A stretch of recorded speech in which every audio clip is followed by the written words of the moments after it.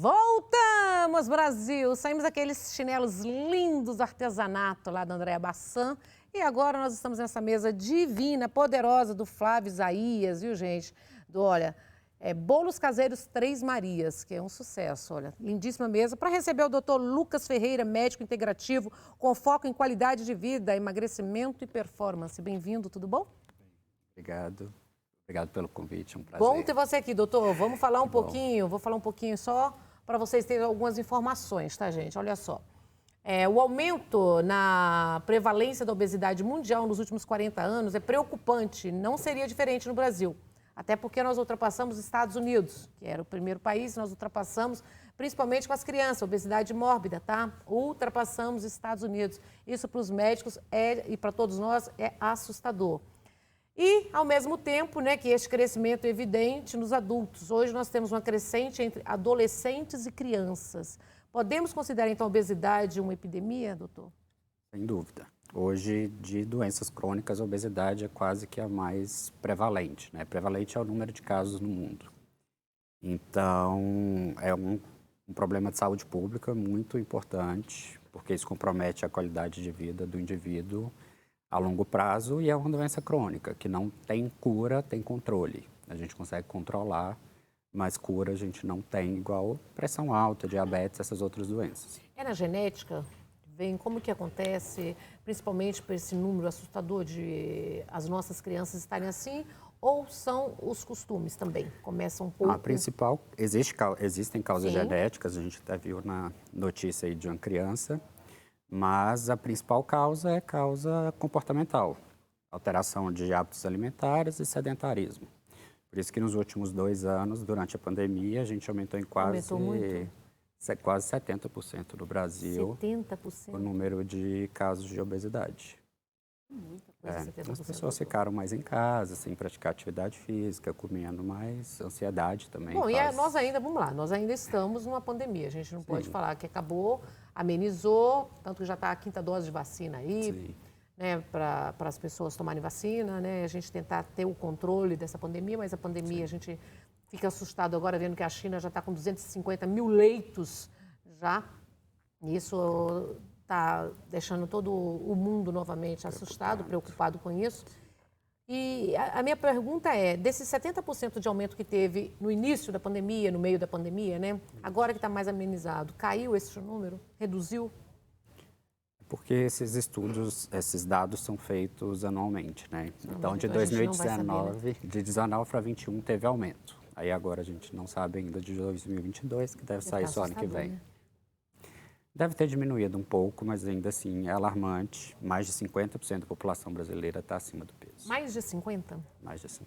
Entre esses 50%, mais fala-se entre as crianças e os adolescentes ou está também já os adultos? Não, aí é mais considerado os adultos mesmo, né? A obesidade infantil é uma realidade, mas a gente não tem tantos números assim embasados para falar da obesidade infantil. Mas a gente pega muito caso e geralmente é o comportamento dos pais que faz... Tudo começa dentro de casa? De casa. É o exemplo que tem que dar. E qual é o exemplo? Como que você aconselha os pais hoje É porque é difícil, né? Sim. Dar um corre-corre. Eu sei, gente, eu sei que a maioria dos pais todos trabalham, pai, mãe, todo mundo, e acaba deixando a criança em casa, ou deixando com o irmão mais velho, ou deixando com um parente, alguém para cuidar.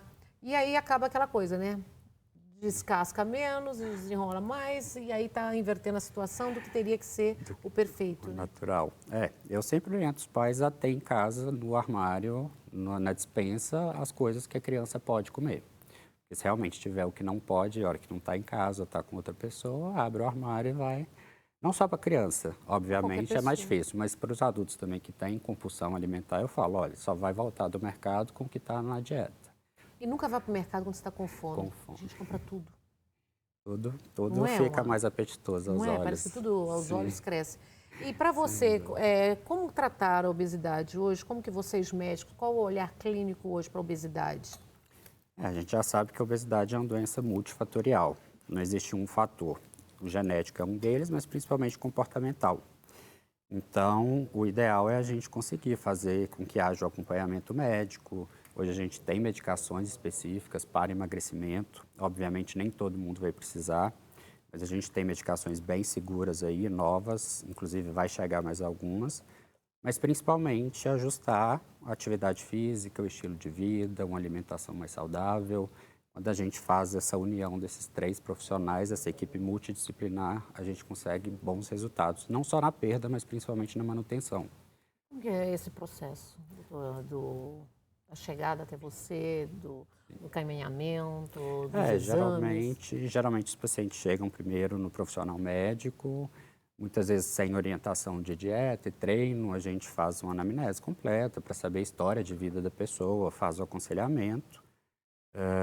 Geralmente a gente pede exames, porque muita parte da questão da obesidade a gente não consegue ver aos olhos, só os exames que mostram para a gente.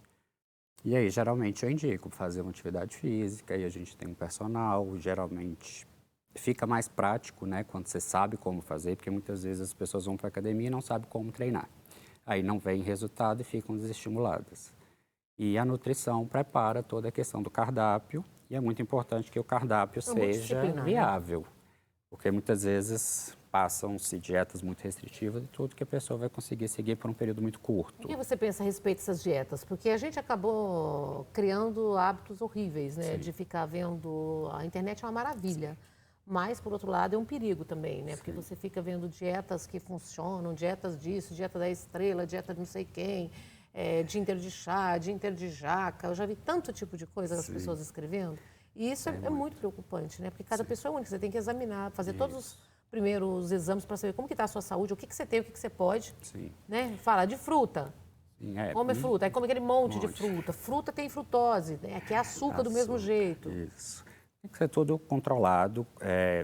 A dieta é preparada através de um cálculo de quanto o corpo gasta e quanto a pessoa gasta com atividade física. Então, é tudo feito um cálculo pela nutrição. Mas os pacientes até perguntam, às vezes, qual que é a melhor dieta, e a minha resposta é sempre que não existe. Cada pessoa adapta bem uma dieta. E não necessariamente é a primeira tentativa também que vai dar certo. Por isso que esse acompanhamento é um acompanhamento crônico também, é um acompanhamento contínuo. E chega a alguns momentos também que existe uma estabilização da perda de peso, então a gente tem que pensar estratégias. Porque teve uma hora que parece dar uma parada e não consegue perder mesmo, né? Nosso corpo ele é muito adaptativo, né? Então a tendência dele é sempre adaptar a algo que está ali, acomodar. Então se você não dá um estímulo diferente, às vezes entra naquele platô de perda ali e aí a gente tem que lançar a mão de algumas estratégias diferentes ou mudar a estratégia alimentar, Não é ou único, treino. é diferente, né? Sim. Não existe um melhor tratamento para obesidade, um melhor remédio, nada. Cada pessoa adapta de maneira diferente. Certo. Vou liberar perguntas para vocês, 964-450532, que o que me preocupa, né, que eu vejo todo ano, é final de ano. Aí fica todo mundo com preocupação. Ah, meu Deus, a gente come muito nessa época. Tudo bem comer nessa época do ano, gente. A gente não pode ficar nessa neura também. Ah, não vou comer, é isso, aquilo. Sim. Mas essa obsessão, essa busca para ter o corpo perfeito para o verão. Aí chega assim, quando está chegando novembro, bate o desespero, quero ficar com o corpo lindo. E acaba fazendo essas dietas loucas, né? Para poder chegar ao verão com o corpo bonito. Mas tudo isso tem que ser muito antes, né, doutor? A perda, a preparação do corpo para o verão, ela começa geralmente no inverno. Porque é um processo lento e tudo. Tudo que é muito rápido, obviamente, às vezes a gente até consegue resultados mais rápidos, mas tudo que vem muito rápido, o corpo também não assimila como natural. Então, se perde muito rápido. O corpo é inteligente também, né? O corpo é... Então, o corpo demora cerca de 4 a 6 meses para entender que, por exemplo, numa perda de peso, aquele é seu novo peso normal. Porque até então ele acha que o peso... De 4 a 6 meses, mais ou menos. 4 a 6 meses? Por isso que a fase de manutenção é muito mais importante, às vezes, do que a fase de perda de peso. Perder pode ser fácil, mas manter que é o complicado. Manter, que às vezes é difícil. E falando na obesidade, qual é o impacto da obesidade na saúde do indivíduo que você analisa hoje? Obviamente, a obesidade está relacionada aí com 19 tipos de câncer. 19? 19 tipos. Aumento do índice de infarto, derrame, doenças cardíacas, pressão alta, diabetes, enfim. Mas, principalmente, a obesidade é um processo inflamatório, né? Então, as células de gordura, elas são inflamatórias. Então, a gente pensa muito no envelhecimento estético, mas a gente muitas vezes não percebe o envelhecimento interno das células. Então, toda vez que a gente tem muita oxidação, produtos radicais livres, a gente estraga as células do corpo. Então, é como se nossos órgãos envelhecessem mais rápido do que a nossa identidade. E isso faz com que as doenças apareçam, haja falência de órgãos, ou os cânceres são mais comuns com envelhecimento celular, por isso que a obesidade está relacionada a 19 tipos de câncer. Então, esse processo inflamatório gera todo um risco de muitas outras doenças, que às vezes a causa principal é a obesidade. Então, não adianta também a gente tratar... A causa principal, você acha que é o sedentarismo também? Que ajuda muito? Principalmente. A rotina hoje e a praticidade de comidas prontas Tá todo mundo sentado, tá todo mundo sentado, ninguém tá fazendo, poucas pessoas fazem a comidinha caseira mesmo, aquela comida, né, que nossas mães, nossas avós faziam, né? Então é um tal de... Nada contra, não tô aqui falando, todo mundo depois fica pensando, a gente que é apresentador é complicado, a gente não pode nem ter opinião pessoal, né? Contra os fast food da vida, que fica comprando, né, um monte de coisa. Eu não como, eu vou falar a verdade.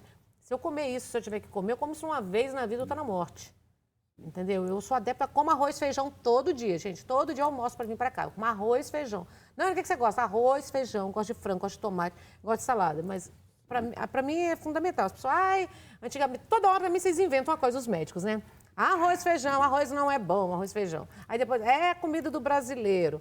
Ovo é bom, ovo não é bom. Então, acaba tendo também tantas informações diferentes no passar da vida que a gente vai ficando, né? Ovo é vilão, agora o ovo é aliado. As pessoas às vezes também não sabem onde procurar, né? Mas não é? Entra assim, ovo é vilão, agora o ovo é aliado. Sempre complicado. A medicina sempre muda muito rápido, né? Então, a gente vai descobrindo coisas. Mas eu falo, quanto mais natural possível, é o que foi feito pra gente, né? Banha de porco. Em Minas Gerais, por exemplo, todo mineiro sabe, né, gente? Vocês aí, principalmente do interior aí de fazenda, sabem muito bem. Eu fui criada, toda a comida lá de casa era com banha de porco.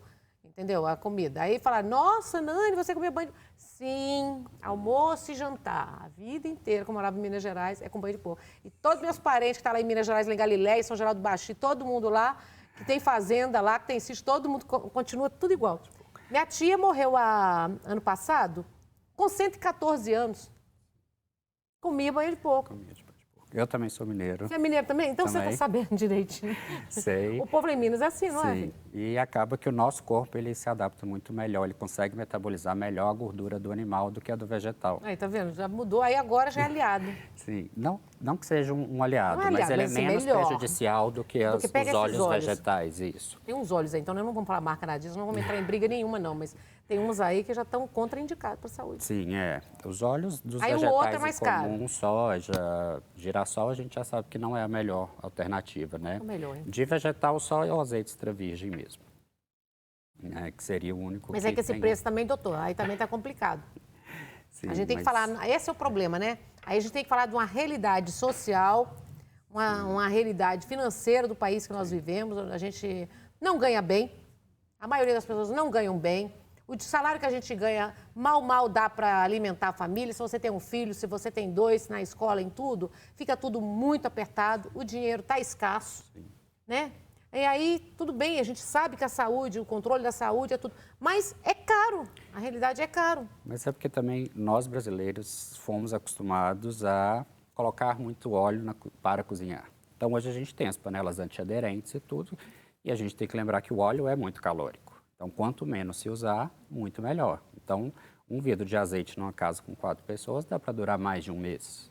Então, não precisa encharcar a comida, a gente tem que evitar frituras. Hoje a gente tem mecanismos de economizar nesses pontos também. Gasta no outro, economiza em outro. Compra o airfryer da vida aí, né? Sim, melhora a saúde, não usa fritura e tudo, e economiza em outros pontos. E para você, que dentro dessas dietas que você vê, o que você fala assim, que as pessoas olham e falam assim, não, isso é bacana, igual esse jejum intermitente, o que você pode dizer para gente?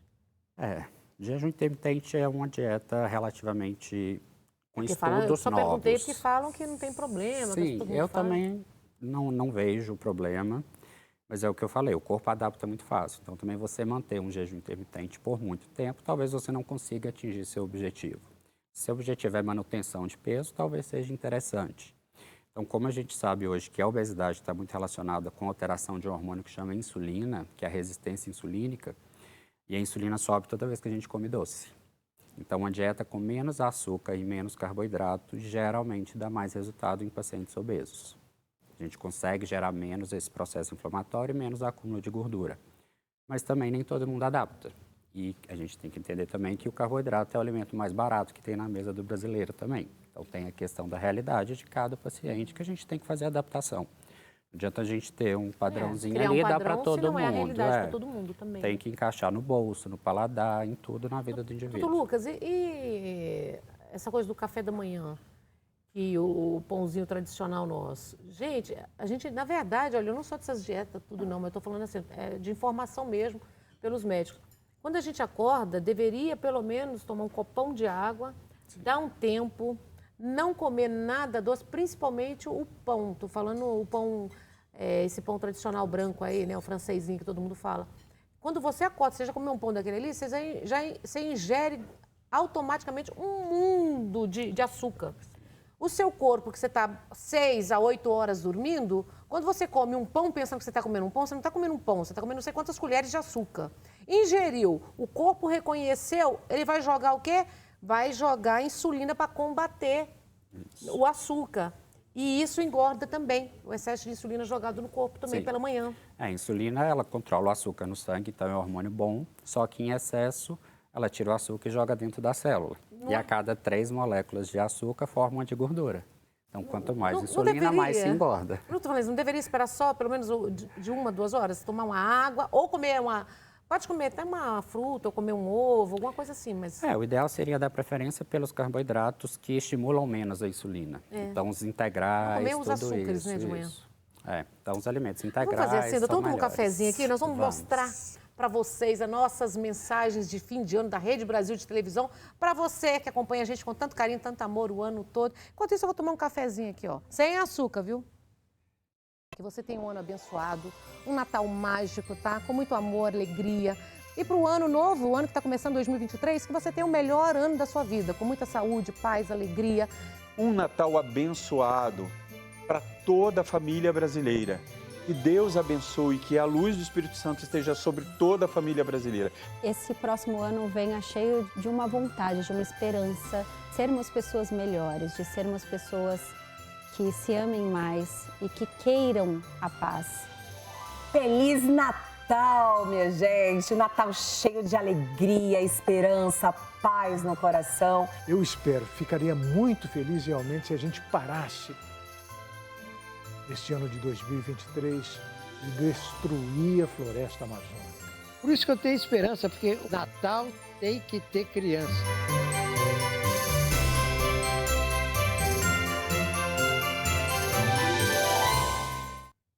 Ah, que fofo, Ney, adorei. Tem que ter criança.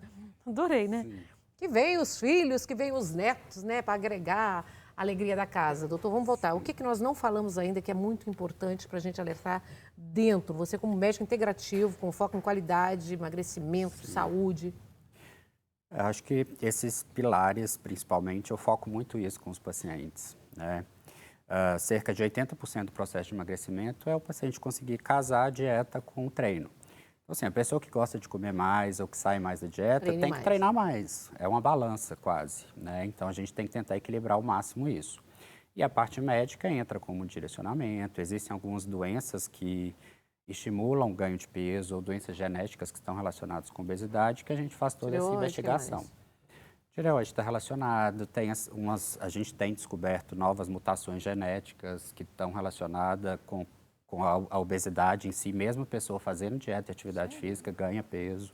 Por isso que são doenças raras, a gente consegue muitas vezes fazer o diagnóstico mandando o DNA para outros países. No Brasil ainda é muito caro fazer esse diagnóstico. Por isso, provavelmente, o fato dessa menina do Paraná teve que entrar na justiça por causa disso. Isso é absurdo, né? Isso é saúde, gente. Sim. A gente não tem tanta segurança, assim, em fazer cirurgia bariátrica em crianças. Mas a partir do momento que você sabe que é uma doença genética, ela estava pesando 200 quilos, não tem o que fazer. Não tem, tem que fazer cirurgia. Tem que fazer cirurgia. Tem que entrar o nosso SUS aí, tem que liberar, sim, tem que fazer cirurgias.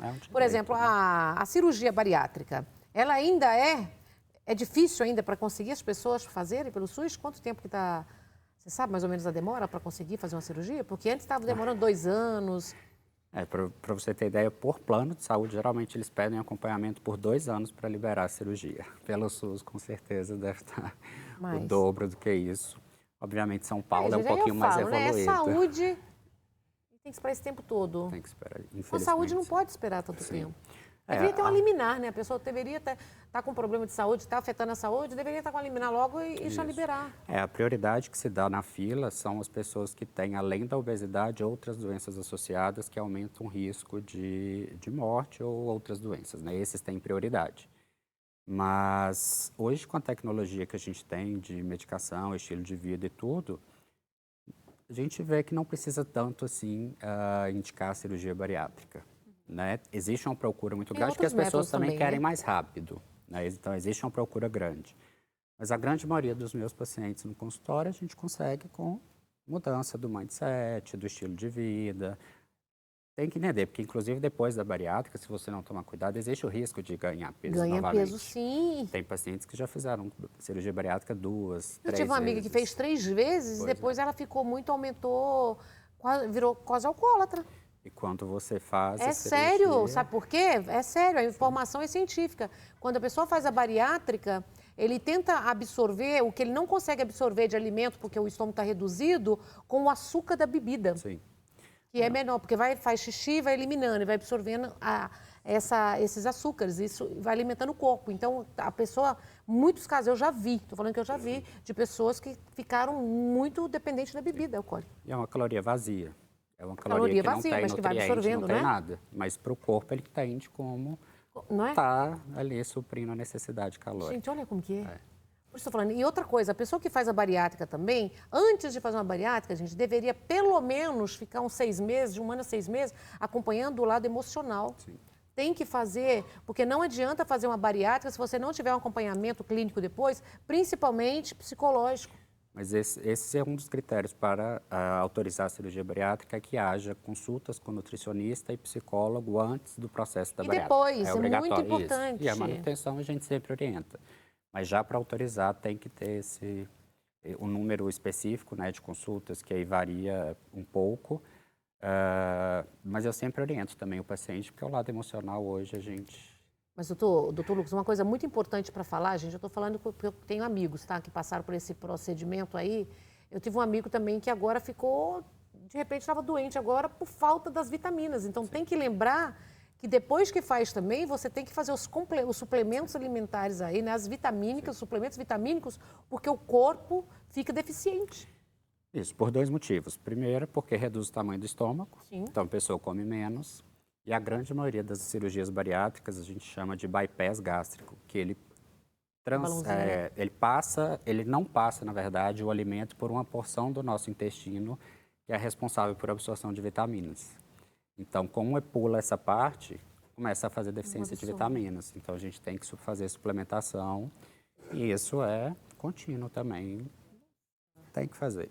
Tá vendo? O que eu falo é verdade, tá vendo? Sim, Porque eu tenho amiga, nossa, minha amiga fez 3 vezes, Sim. colocou um anel, o anel virou. Vira. Ficou comendo depois que fez, o anel dela virou dentro do estômago, tem que fazer a segunda, comeu de novo, engordou, fez a terceira, virou, ficou só bebendo. Sim.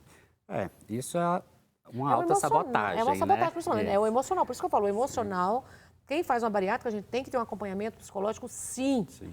Sim, tem que porque ter. assim, você faz a redução aqui, mas a mente que tem que trabalhar. Hoje a gente já sabe que a cirurgia bariátrica em si muda alguns estímulos no cérebro, mas são poucos ainda. O comportamento acaba sendo mais importante e aí se a pessoa não tratar isso, esse autocuidado, acaba sendo um tratamento que muitas vezes não vai ser efetivo. Doutor, onde nós encontramos você nas redes sociais? O @Clínica Lucas Ferreira. Aí, essa ali? Isso, @Clínica Lucas Ferreira. A clínica fica no Itaim e a gente está de portas abertas aí para recebê-los. Obrigada, viu? Obrigado a você pelo João convite. Borges, vou pedir para a gente finalizar com a nossa mensagem de fim de ano. Então, ó, beijo para vocês, 3 vezes para vocês, o que vocês desejam para a gente, muita paz, muita luz para todo mundo. E vamos finalizar, João, com a nossa mensagem de fim de ano para todos vocês que estão em casa aí com todo carinho. Lembrando que nós estamos no 13 da NET, viu? Que você tenha um ano abençoado, um Natal mágico, tá? Com muito amor, alegria. E para o ano novo, o ano que está começando 2023, que você tenha o melhor ano da sua vida, com muita saúde, paz, alegria. Um Natal abençoado para toda a família brasileira. Que Deus abençoe, que a luz do Espírito Santo esteja sobre toda a família brasileira. Esse próximo ano venha cheio de uma vontade, de uma esperança, sermos pessoas melhores, de sermos pessoas que se amem mais e que queiram a paz. Feliz Natal, minha gente! Um Natal cheio de alegria, esperança, paz no coração. Eu espero, ficaria muito feliz realmente se a gente parasse neste ano de 2023 de destruir a floresta amazônica. Por isso que eu tenho esperança, porque o Natal tem que ter criança.